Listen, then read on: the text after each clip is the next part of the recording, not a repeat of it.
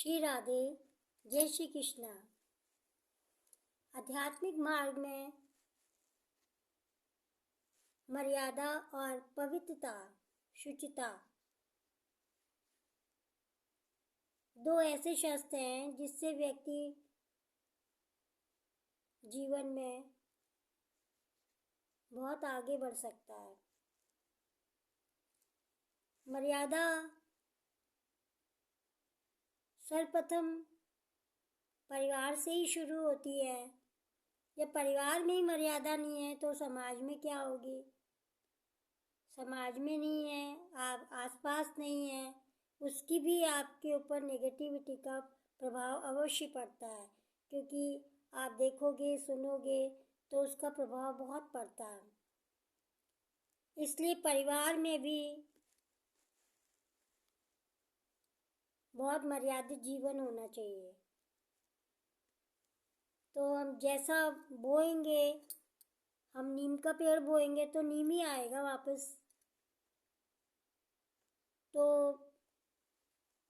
मर्यादित जीवन से बातचीत में, हर चीज़ में बहुत मर्यादित जीवन बच्चों के सामने भी रखना पड़ रहा है। आज हमारे देश में जो भी बच्चों की समस्या आ रही है वो संस्कारों की कमी है।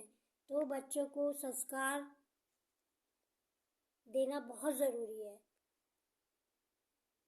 आज तो पेरेंट्स ही खुद बोतल लेके दारू पी के परिवार में झूम रहे हैं तो बच्चों को क्या संस्कार देंगे? वो बच्चे भी वैसे ही सीखेंगे।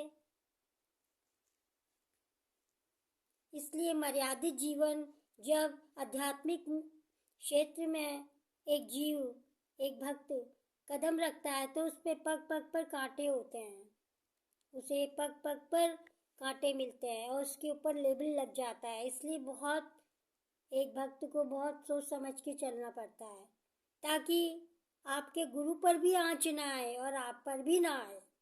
जबकि मैंने भी अपने गुरु जी से ये शब्द बोले थे,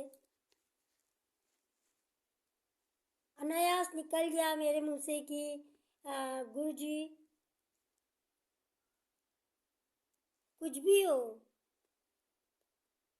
प्रत्येक जीव को मर्यादा में रहना चाहिए, मर्यादित जीवन में रहना चाहिए।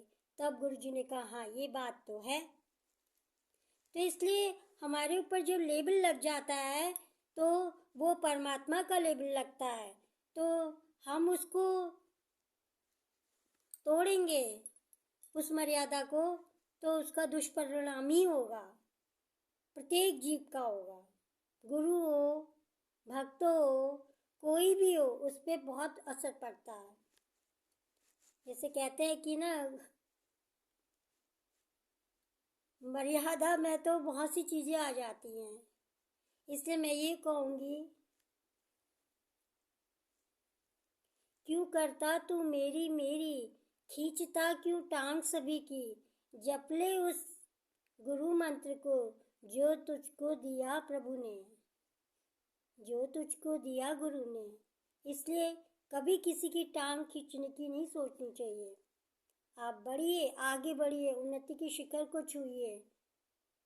और मर्यादित जीवन बहुत आवश्यक है, क्योंकि दृष्टि दोष इतना खराब है कि पग पग में दृष्टि नेगेटिविटी में ही जाती है, खराब चीज़ों में ही जाती है, अच्छी चीज़ों को व्यक्ति कम देखता है। तो इसलिए एक महीने में 30 दिन होते हैं, आप 30 दिन बुरी बुरी चीज़ें देखेंगे दृष्टि से तो क्या होगा? उसका तो भयानक नेगेटिविटी का प्रभाव पड़ेगा आपके ऊपर। इसलिए अपना परसेप्शन, अपना दृष्टिकोण अच्छा रखना चाहिए, क्योंकि हमारे ऊपर सत्संग का लेबल लगा है।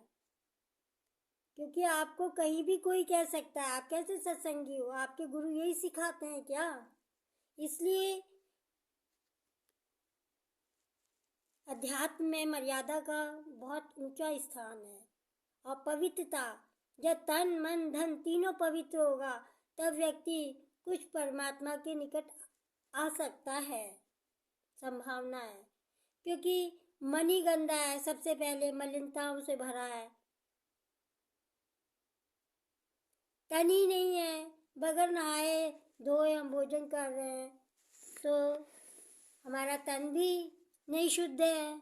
चलो किसी वजह से नहीं तन शुद्ध है तो मन शुद्ध हो तो तन की शुद्धि की उतनी बात नहीं होती है। ठीक है, कभी व्यक्ति शारीरिक रूप से अस्वस्थ है तो स्नान की भी बहुत विधियाँ होती हैं, लेकिन मन पवित्र है तो सब ठीक हो जाता है।